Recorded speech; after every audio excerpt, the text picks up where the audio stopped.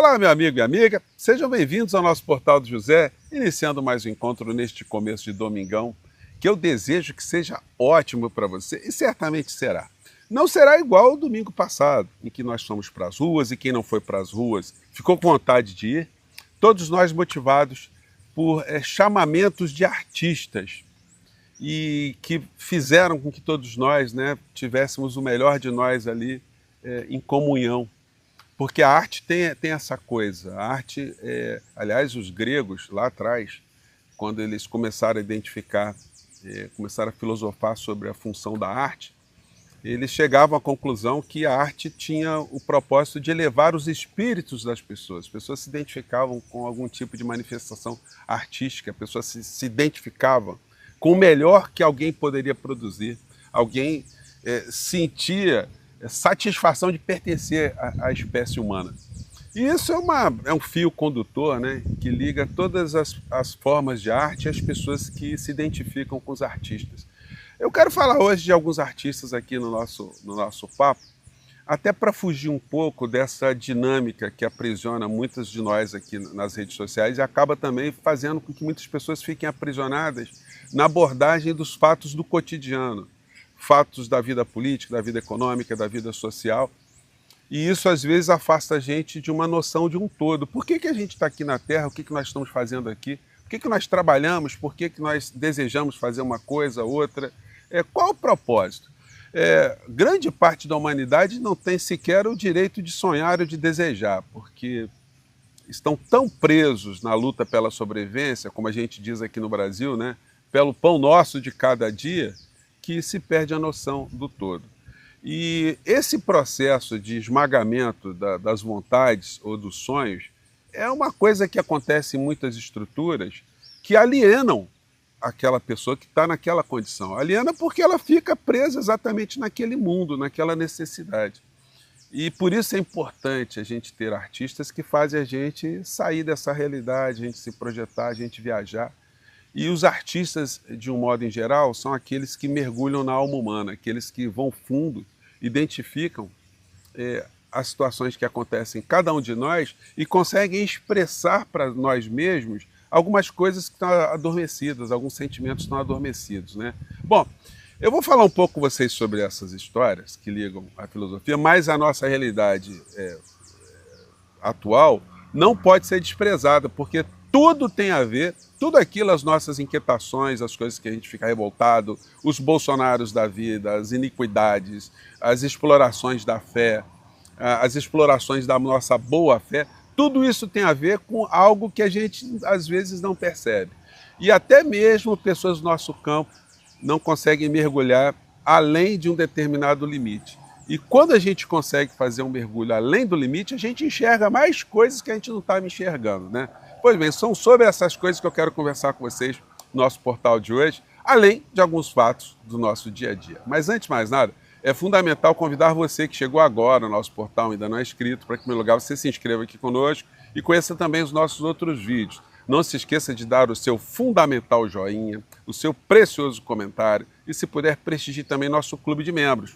Você que é muito bem-vindo, muito bem-vindo. Muitas pessoas perguntam, como é que eu faço para entrar como membro? Gente, na página principal de cada canal, tem um ícone lá, logo debaixo da janelinha, de onde você assiste a gente, tem lá, se inscreva, seja membro. Aí você clica ali, pumba, e já vai saber, já vai ser projetado ali para você poder entrar no clube de membros, tá? E, mais uma vez, obrigado a você que está votando no nosso portal para a premiação do IBEST. Olha, nós estamos lá em cima e vamos, o nosso engajamento, permanecer lá em cima, tá legal? Até a premiação final, que eu vou estar sempre aqui conversando com vocês sobre o que está acontecendo. Bom, isso posto, gente, eu queria hoje chamar a atenção aqui para como a arte, ela tem sido fundamental. Vejam só o que aconteceu domingo passado. Eu vou, no nosso encontro mais tarde, trazer uma série de cenas que não foram mostradas. Eu vou estar em outro lugar, num ambiente fechado, no estúdio, e eu vou trazer uma série de cenas para vocês aqui, muito interessantes, que dão a dimensão para a gente como é importante a gente ter artistas envolvidos socialmente na elevação do espírito de uma sociedade. No caso específico de domingo passado, os artistas se mobilizaram no Brasil inteiro para reagir a algo que estava avançando aqui no nosso país de uma forma absolutamente inaceitável, que é a impunidade desses grupos políticos que têm feito o pior contra todos nós no nosso país. E muitos já perceberam que muitas pautas são colocadas no cotidiano, são pautas que estressam a sociedade. Elas provocam o estresse de uma tal forma que a gente fica no imobilismo, a gente fica paralisado. Muitas pessoas perdem até a esperança de fazer alguma coisa. Porque quando você fica o tempo todo tendo apenas uma posição reativa, o teu sonho é neutralizado. E existe um papel funcional desse estresse que eu tenho conversado com vocês sempre aqui no nosso Portal do José. Eu vou tentar colocar para vocês, espero que o som pegue, uma entrevista aqui que foi concedida no My News pelo artista Pedro Cardoso, que é humorista e intelectual, né? Como existem outros aqui no nosso país. Vou pegar aqui esse trecho aqui, que está muito interessante, ele fazendo a reflexão sobre mobilização popular, sobre a participação da sociedade em movimentos. Vamos pegar aqui, vamos lá. E o do aborto, que criminalizava a vítima mais do que o estuprador, que foram barrados pela mobilização popular. Eu vou me permitir discordar de você. Eu não acho que eles foram barrados pela mobilização. Foram barrados popular. por quê? Eles foram criados para serem barrados. Essas pautas que esses... Como é que eu vou chamar eles? Estas pessoas, que esses aventureiros que estão na política apenas para enriquecimento pessoal, estas pautas que eles trazem, que são absurdas, que são chocantes, na minha opinião, elas servem para impedir que nós tenhamos a iniciativa das pautas, entendeu? Nós estamos totalmente na defensiva. Nós não sabemos que país queremos. Eles ficam nos agredindo com um país que todo mundo sabe que é horroroso, para que a gente jamais possa sair das cordas. Igual no boxe, a gente está o tempo todo se defendendo, que eles estão atacando de qualquer maneira. Eles inventam qualquer pauta. Não dou para você 6 meses, menos 3 meses. Eles vão trazer outra lei absurda, outra pauta qualquer, que eles sabem que tem muito pouca chance de vingar. Grande parte da sociedade não vai querer, mas que vai nos impedir de pensar as questões trabalhistas, de pensar as questões da distribuição de renda, de pensar o agronegócio, de pensar a reforma agrária, de pensar tudo que poderia emancipar o Brasil. Entende? Então, não acho... Você acha que isso é método, então? Acho que é método. Na minha opinião, é método, e acho que o Brasil não tem nenhum tipo de mobilização popular hoje em dia capaz de evitar o método da extrema-direita. Eu acho que a gente está perdendo. Gente, Eu acho o Pedro Cardoso, ele falou aqui nesse trecho dessa entrevista, algo que eu tenho sempre chamado a atenção aqui com vocês, que o diagnóstico é muito parecido com aquele que é feito pelos principais intelectuais que estudam os comportamentos humanos, a sociologia, os processos econômicos. Todos eles percebem que os métodos da extrema-direita, né, de chegar até o poder, de desviar a atenção das pautas, ou puxar algumas pautas, de provocar um antagonismo. Mas eu tenho me queixado sempre aqui com vocês que esses intelectuais eles têm um limite, eles não mergulham além daquilo que eles já conseguiram enxergar. E aí, sem nenhum tipo de arrogância, eu comento aqui com vocês, né, que é necessário se fazer um mergulho adicional, ou mais profundo, com mais equipamentos, para se questionar qual é a funcionalidade desse processo todo. Por que há esse estresse todo? Esse estresse que é criado em todo canto do mundo, a gente está vendo a extrema-direita, ele tem um papel funcional. Ele está servindo a quem? Quem é que está se dando bem com esse tipo de movimentação, ou de estresse, ou de conflito? Bom, isso é uma coisa antiga, gente, desde sempre.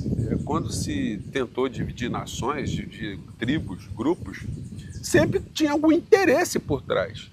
E quanto mais as sociedades se estressam, percebam que grupos econômicos nacionais e transnacionais continuam a acumular cada vez mais poder, cada vez mais dinheiro, cada vez mais recursos, cada vez mais pessoas que estão no topo dessas estruturas se apresentam como mais bilionários. Parece que eles estão numa corrida insana para ver quem é aquele que fica no topo do bilionário, do mais bilionário ou trilionário do planeta. Então, nada é por acaso. E quando a gente vê, por exemplo, que existem tantas pessoas, o Pedro Cardoso ele comentou, né, que existem interesses pessoais, econômicos, que são interesses mesquinhos, mas eles se adequam e se amoldam nessa estrutura, porque o papel funcional desses que têm essa ambição econômica é ficarem cada vez mais ricos, fazendo aquilo que eles estão fazendo. E o que eles estão fazendo, estressando a sociedade, serve também a outra função. Essa função alienante, ela está presente em várias estruturas e os artistas são figuras que enfrentam essa alienação. Perceba o que aconteceu nas ditaduras aqui no Brasil especificamente. Os artistas eram os principais combatidos em todos os tempos. Aqueles que desafiam de fato o status quo, que começam a provocar reflexões na sociedade como um todo. Eu diria o artista, e o artista também o intelectual clássico, que não tem essa pretensão de ser um artista, mas tem a pretensão também de transmitir ao outro um conhecimento libertador, um conhecimento crítico. E é isso que o artista faz através da música, através da pintura, através da poesia, através do cinema, e por isso eles são e foram tão combatidos ao longo da nossa história. Por que essa gente da extrema-direita aqui no Brasil, eles demonizam os artistas brasileiros? Por que eles fazem isso? Os artistas têm uma capacidade intelectual extraordinária, que conseguiram, mesmo durante um período de ditadura, passar nas entrelinhas uma série de mensagens. A gente tinha censores aqui no Brasil totalmente desqualificados, pessoas absolutamente rudes, cretinas, que eram censores de obras teatrais, cinematográficas, novelas, músicas, enfim, e compreendiam erroneamente uma série de coisas e vetavam, porque enxergavam que naquelas entrelinhas tinha alguma mensagem que estava sendo passada para o povo, mensagem de esclarecimento e de emancipação. Hoje nós temos várias estruturas que não permitem que os artistas ultrapassem determinados limites, mas tem muitos que conseguem trafegar.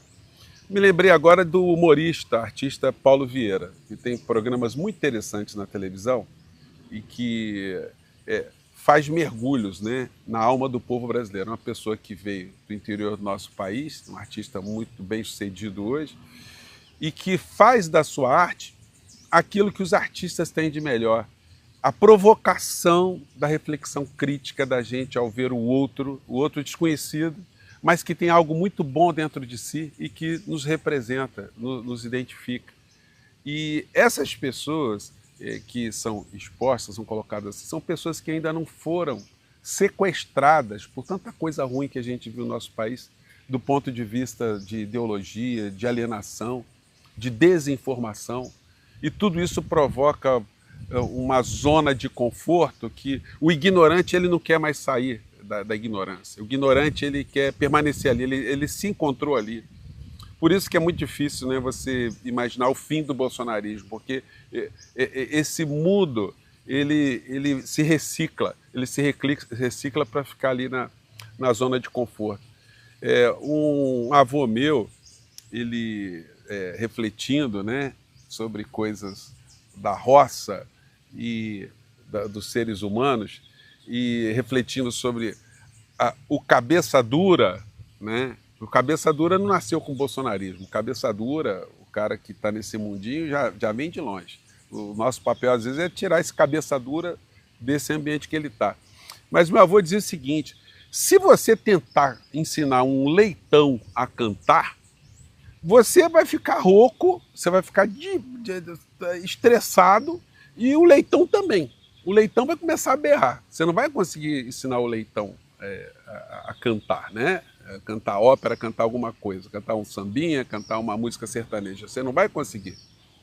Então, de um certo modo, quando você joga o leitão nesse mundo da irracionalidade, a gente às vezes acaba enxergando alguns seres humanos, né? Nessa história. Que a gente fala, pô, esse está num processo leitãozístico, esse aí é suinístico, ele não vai conseguir se libertar, desistir, não vou conversar com essa pessoa.